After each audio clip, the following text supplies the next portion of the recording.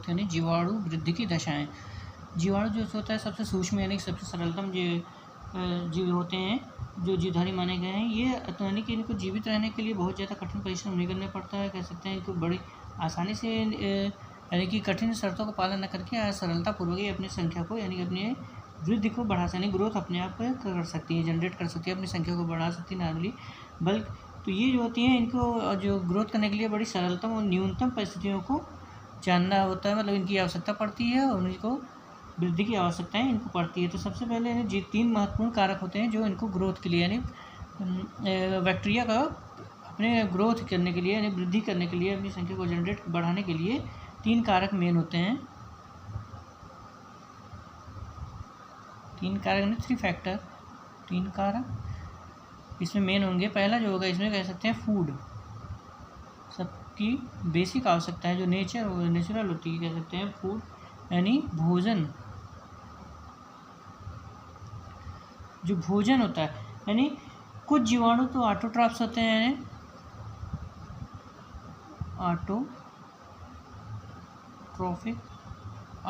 यानी आत्मपोषी यानी स्वपोषी कह सकते हैं, यानी कि अपना भोजन ये सूर्य की उपस्थिति में स्वयं बना लेते हैं, यानी सूर्य के प्रकाश की उपस्थिति में। जिस तरह से प्रकाश फोटोसिंथेसिस यानी प्रकाश संश्लेषण की क्रिया होती है इनकी उपस्थिति में, सूर्य की उपस्थिति में ये इनका प्रकाश यूज करके, जिस तरह से प्लांट होते हैं क्लोरोफिल की आवश्यकता में अपना भोजन के इसमें केमिकल पाए जाते हैं कुछ बैक्टीरिया में जो उसकी कंडीशन उसी की सहायता से अपना भोजन स्वयं बना लेते हैं। लेकिन मैक्सिमम जो होते हैं हेट्रोट्रॉपिक जो होते हैं, ये बैक्टीरिया जो होते हैं हेट्रोट्रॉपिक यानी कि अपना भोजन नहीं बना सकते, दूसरी चीज़ों पे ये डिपेंड होते हैं, यानी दूसरी जगह से ये भोजन को दूसरे पदार्थों से या दूसरे जंतुओं से, ये कह सकते हैं दूसरे मटेरियल से, दूसरे स्थानों से लेते हैं, तो यानी हेट्रोट्रॉपिक होते हैं। कह सकते हैं विविध भोजी या परपोषी होती है, अपना भोजन स्वयं निर्माण न करके दूसरे जंतु यानी जीवाणु के भोजन के रूप में सरलतम ये दूसरे से भोजन लेते हैं, लेकिन इनका भी भोजन बहुत टफ नहीं होता है, यानी कि सरलतम इनको जो सरलतम कार्बनिक मटेरियल होता है, सरलतम कार्बनिक एवं अकार्बनिक जो होंगे,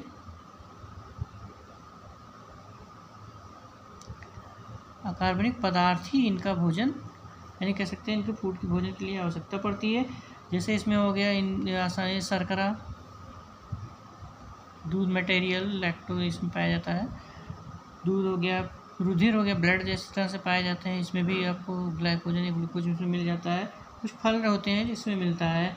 तो ये इनका भोजन का सबसे आसान तरीका यानी कि होता है। दूसरा कारक इनमें डिपेंड करता है जो इनको ग्रोथ करने के लिए आवश्यकता होती है, जो आवास कहते हैं इसमें, शेल्टर, यानी भोजन मिल गया, भोजन के बाद सेकंड स्टेप में आता है शेल्टर, यानी कि कह सकते हैं किसी बेस की आवश्यकता पड़ती है जहाँ पे आदमी अपना जिस तरह से रहता है उसी तरह से इनको भी एक स्थान चाहिए जहाँ पे अपने आप को ये सर्वाइव करने के लिए यानी आवास चाहिए जहाँ पे ये अपनी संख्या को बढ़ा सकें। तो ये क्या माना जाता है पृथ्वी पे जो होता है अरबों साल पहले से ही बैक्टीरिया उपस्थित है, यानी कि स्टार्टिंग के कह सकते हैं ये प्रिमिटिव होते हैं, यानी कि सिंपल होते हैं, तो उत्पत्ति भी इनकी शुरू में ही हुई है। इन्हीं के बाद से अब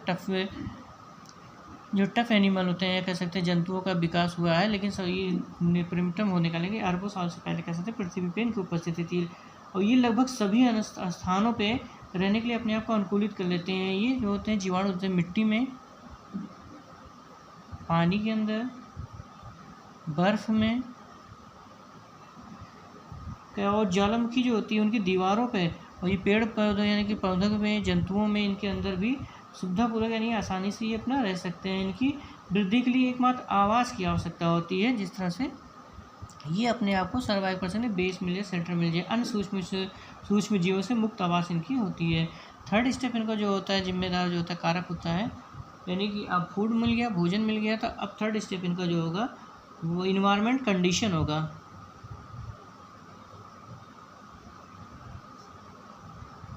इन्वायरमेंटल कंडीशन, इन्वायरमेंटल कंडीशन यानी कह सकते हैं वातावरणीय दशाएं जो होंगी मेन, वातावरणीय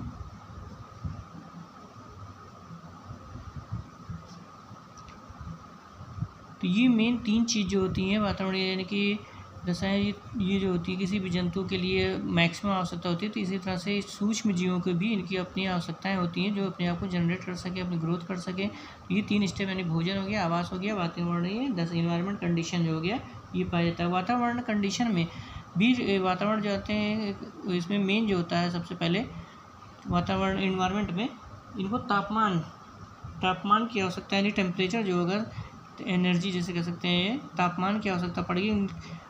निश्चित टेम्परेचर होना चाहिए, बहुत ज़्यादा टेम्परेचर नहीं या कम टेम्परेचर नहीं, तो सब अलग तरीके से कुछ बैक्टीरिया जिस तरह से पाए जाते हैं उसी तरह से इनका भी होता है। कुछ बैक्टीरिया को टेम्परेचर, तो ये जो टेम्परेचर होता है, कुछ जीवाणु जो होते हैं इसमें, कुछ जीवाणु जो होंगे 0 डिग्री सेल्सियस से नीचे और नीचे के तापमान में, और कुछ होते हैं जो 73 डिग्री सेल्सियस से ऊंचे तापमान पे भी अधिक अपने आप को जीवित रख सकते हैं, यानी कि 0 डिग्री सेल्सियस यानी माइनस में कह सकते हैं, और 73 डिग्री यानी कि बहुत ज़्यादा टेम्परेचर होने के भी अपने आप को जीवित रख सकते हैं। तो इनकी आवश्यकता अनुसार जो भिन्न प्रकार के बैक्टीरिया पाए जाते हैं उनको अलग अलग अपने ग्रोथ करने के लिए अलग अलग टेम्परेचर की आवश्यकता भी पड़ती है। तो उसी के अकॉर्डिंग टेम्परेचर में डिवाइड किया गया है, जो होता है इसमें टेम्परेचर में डिवाइड किया गया है। इनको जो होता है अलग अलग बैक्टीरिया को उनकी आवश्यकता के अनुसार, जैसे हो गया तापानुरागी, यानी कह सकते हैं तापानुरागी, अनुराग मतलब उससे संबंधित ताप के अनुरूप जीवाणु, यानी अनुराग मतलब इससे संबंधित उससे फेवरेट, यानी उनको कह सकते हैं, यानी उसमें आवश्यकता कर सकते। तो ये होंगे थर्मोफिलिक बैक्टीरिया, तापानुरागी या थर्मोफिलिक बैक्टीरिया। ये बैक्टीरिया यानी कि टेम्परेचर के प्रति अनुकूल होते हैं, कह सकते हैं टेम्परेचर इनको पसंद होता है, ये माना जा सकता है, यानी टेम्परेचर जितनी भी टेम्परेचर अधिक होगा इनको लिए लाभदायक होता है। तो ये कह सकते हैं ये जो होते हैं 50 डिग्री सेल्सियस यानी 50 डिग्री सेल्सियस से पे, मतलब यहाँ से स्टार्टिंग है या यहाँ से या इससे अधिक पे भी, ये इससे अधिक टेम्परेचर इनको पसंद होता है, यानी कि इसके 50 डिग्री सेल्सियस या इससे अधिक टेम्परेचर पे अपने आप को सर्वाइव यानी अपनी संख्या को ग्रोथ करते हैं। जब 50 डिग्री होगा या इससे अधिक टेम्परेचर होगा तो ये अपने आप को ग्रोथ करेंगे, यानी कि इनको कह सकते हैं टेम्परेचर थर्मोफिलिक, यानी कि टेम्परेचर स्नेही कहा जा सकता है, यानी कि अनुरागी यानी कि उसको पसंद कह सकते हैं, उनका लाइक होता है। तो इस आधार पर इनको टेम्परेचर की अधिक आवश्यकता पड़ती है, तो ये इसके होंगे, इसलिए तो तापानुरागी कहा गया है। दूसरा होगा जो इसमें ताप विद्वेषी, नाम से लग रहा है यानी कि विरोधी भाषा है, यानी कि उसको पसंद नहीं है, विद्वेषी जीवाणु, विदेशी यानी कि विरोधा कह सकते हैं। ये जो होगा साइक्रोफिलिक कह सकते हैं,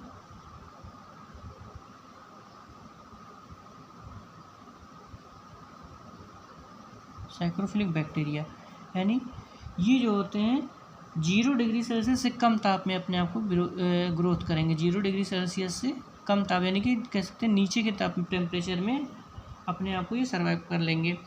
अधिक टेम्परेचर इनको पसंद नहीं होता कह सकते हैं, यानी कि इनको कम तापमान में अपनी संख्या को ग्रोथ करेंगे, अपनी संख्या को बढ़ाएंगे 0 डिग्री सेल्सियस पे।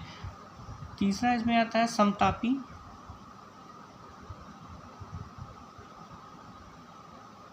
यानी सामान्य ताप कह सकते हैं जीवाणु समतापी।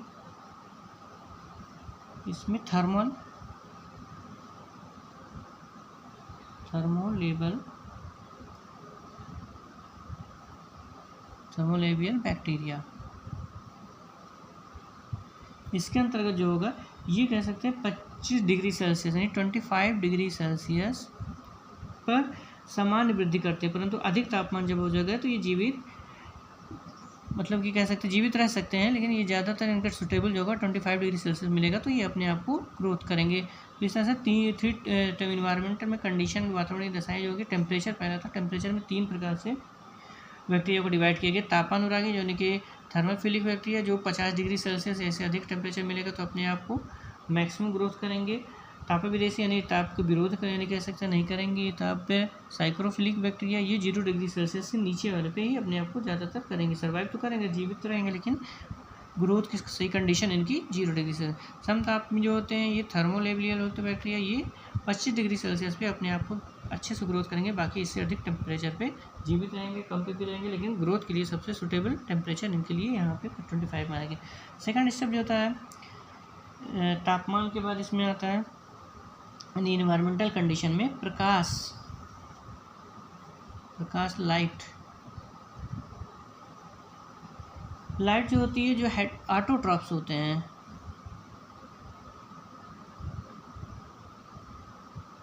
ऑटोट्रॉफिक बैक्टीरिया जो होते हैं, ऑटोट्रॉफिक बैक्टीरिया होते हैं, इनके लिए प्रकाश की बहुत ज़्यादा आवश्यकता होती है, क्योंकि प्रकाश की उपस्थिति में ही अपना भोजन का निर्माण करने में फोटोसिंथेसिस जिस तरह से होता है उसी तरह से ही अपना भोजन का निर्माण करेंगे। बाकी क्योंकि ज़्यादा उसमें टेम्परेचर की बहुत नहीं होती, लेकिन इनको प्रकाश की आवश्यकता है, ऑटोट्रॉफ के लिए जरूरी होती है। हेटरोट्रॉफ के लिए जो होता है उतनी नहीं होगी। थर्ड में स्टेप आता है इसमें वायु यानी एयर जो हो गई। एयर जो बैक्टीरिया, कुछ जीवाणु जो होते हैं वायु के ऑक्सीजन की सहायता से श्वसन करते हैं, यानी जो एरोबिक बैक्टीरिया कह सकते हैं। इसमें जो बैक्टीरिया होते हैं एरोबिक एंड एनारोबिक पाए जाते हैं। तो जो एरोबिक बैक्टीरिया होंगे, जो एरोबिक बैक्टीरिया होंगे, इनके लिए ऑक्सीजन की आवश्यकता, वायु की आवश्यकता पड़ती है, क्योंकि वायु की उपस्थिति में यानी ऑक्सीजन की उपस्थिति में कह सकते हैं वहाँ पे श्वसन करते हैं। जबकि जो एनारोबिक बैक्टीरिया होते हैं, जबकि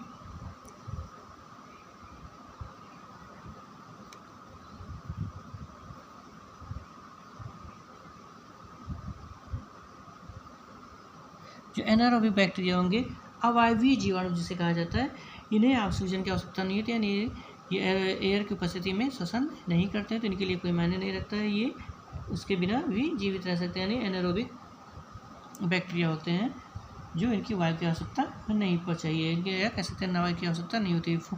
नेक्स्ट स्टेप जो होता है नमी या ह्यूमिडिटी।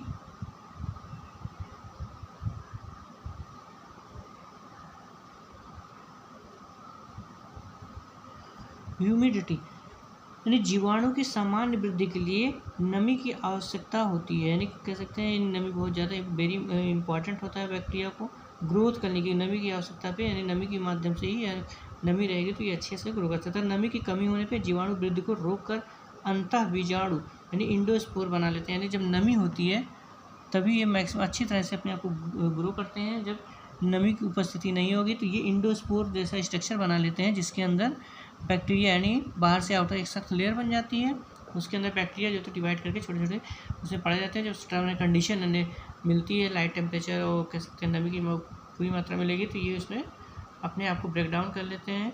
ये जो उनका होता है कई भागों में बढ़ जाते हैं, जिससे ये अपने आप को फिर ग्रो करते हैं। तो ये ह्यूमिडिटी की आवश्यकता, तो ये जो होती है टर्मिनल कंडीशन जो वृद्धि करने के लिए मेन पूरक होते हैं, आवश्यकता होती है कंडीशन फॉर ग्रोथ के लिए। 3 कारक मेन होते हैं, फूड यानी कह सकते हैं food, shelter and environment condition.